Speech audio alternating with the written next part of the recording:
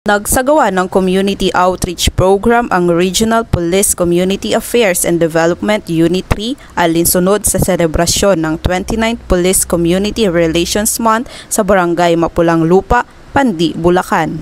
Pinangunahan ito ni Police Lieutenant Colonel Alex Memban Apolonio, Officer in Charge ng RPCADU 3, katuwang ang Pandi Municipal Police Station sa ilalim ng pamumuno ni Police Lieutenant Colonel Ray Memban Apolonio, Acting Chief of Police, at sa pakikipagtulungan ng local government unit ng Pandi na pinangangasiwaan ni Mayor Enrico A. Roque. Mahigit 100 na miyembro ng grupong Kalipunan ng Damayang Mahihirap o Kadamay at Samahan ng Malayang Kapatiran para sa Kapayapaan ng Bayan o SAMAKA ang nakatanggap ng mga libreng pagkain at grocery packs na handog ng local government unit ng Pandi. Namigay din ang Rural Health Unit ng Pandi sa pangunguna ni Dr. Maricel Atal, Municipal Health Officer ng mga PhilHealth forms upang makapagmiyembro ng libre ang mga benepisyaryo nang sila ay magkaroon ng access sa dekalidad na serbisyong pangkalusugan. Samantala, pinangunahan ng mga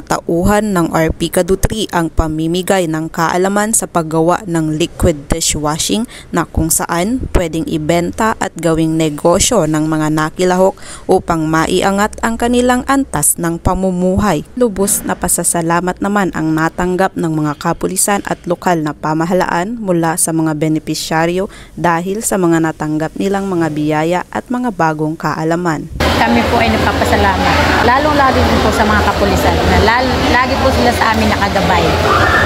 Kay Sir Apolonio, sa dalawa pong magkapatid na matyaga pong sumusubaybay sa amin.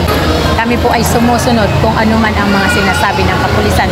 Kami po ay nakikiisa. Naging maayos at matagumpay ang naturang aktibidad sa pagkakaisa ng mga residente, kapulisan at ibang ahensya ng pamahalaan alinsunod sa bagong Pilipinas na kasalukuyang isinusulong ng ating Pangulo Ferdinand Bongbong Marcos Jr.